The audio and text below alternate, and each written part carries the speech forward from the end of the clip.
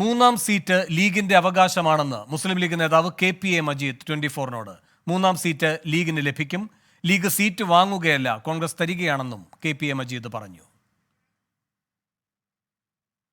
എല്ലാവരും ഇരുന്നിട്ട് UDF-ന് ഗുണകരമായി ജയിച്ചു വരാൻ കഴിയുന്ന ഒരു നിലപാട് സ്വീകരിക്കാതാണ്.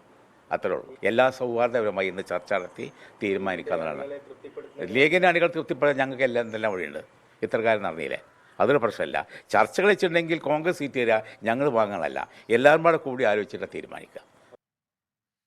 ജാതി സെൻസസ് വേഗത്തിൽ നടപ്പിലാക്കണമെന്ന് KPA മജീദ്. ജാതി സെൻസസിന്റെ കാര്യത്തിൽ കോൺഗ്രസിന് മറ്റൊരു അഭിപ്രായത്തിന്റെ ആവശ്യമില്ല. രാഹുൽ ഗാന്ധിയുടെ നിലപാടിനനുസരിച്ച് കേരളത്തിലെ കോൺഗ്രസും നിലപാട് സ്വീകരിക്കുമെന്നാണ് പ്രതീക്ഷയെന്നും KPA മജീദ് 24-നോട് പറഞ്ഞു. ജാതി സെൻസസ് എന്ന് പറയുന്നത് നമ്മുടെ ഭരണഘടനാപരമായി 10 വർഷം കൂടുമ്പോൾ നടത്തേണ്ട ഒരു സംവിധാനമാണ്. വാസ്തവത്തിൽ ജാതി സംവരണം എന്ന് പറയുന്നത് ഇന്ത്യയിൽ ഒട്ടാകെ ഇന്ന് വന്നുകൊണ്ടിരിക്കുന്ന ഒരു പ്രത്യേകമായിട്ടുള്ള ആവശ്യം തന്നെയാണ്. ഇപ്പോൾ രാഹുൽ ഗാന്ധിയുടെ സ്റ്റേറ്റ്മെൻറ്റിലൊക്കെ പറയുന്നത് ഇന്ത്യയിലെ എല്ലായിടങ്ങളിലും ജാതി സെൻസസ് നടത്തുന്നതാണ്. ജാതി സെൻസസ് നടത്തുന്ന ഒരു പ്രത്യേക വിഭാഗത്തിൻ്റെ അല്ല, ജനറലായിട്ടുള്ളതാണ്. അപ്പോൾ ജാതി സെൻസസ് എന്ന കാര്യത്തിൽ കോൺഗ്രസിന് മറിച്ചൊരു അഭിപ്രായം ഉണ്ടാവാൻ സാധ്യതയില്ല എന്നാണ് ഞാൻ മനസ്സിലാക്കുന്നത്. അരുൺ പറക്കൽ കൂടുതൽ വിവരങ്ങളുമായി ചേരുന്നു. അരുൺ, ഈ മൂന്നാം സീറ്റിന്റെ കാര്യത്തിൽ വിട്ടുവീഴ്ചയില്ല എന്ന സൂചനയാണോ മജീദ് നൽകുന്നത്?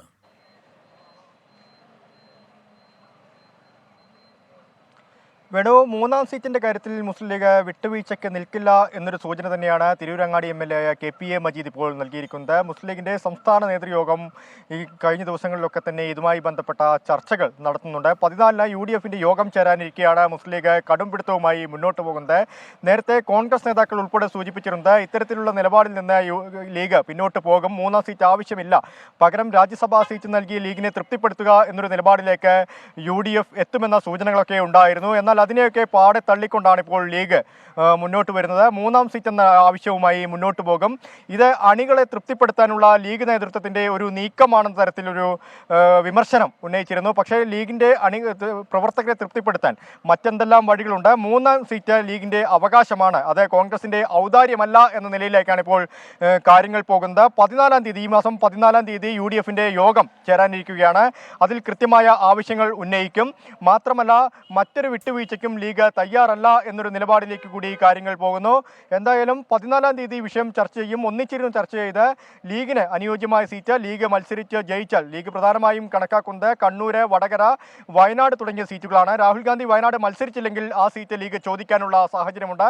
എന്തായാലും UDF കോൺഗ്രസ് സീറ്റ് വിട്ടു നൽകാൻ തയ്യാറാകുമോ എന്നുള്ളത് തന്നെയാണ് പ്രധാനമായ ഒരു കാര്യം.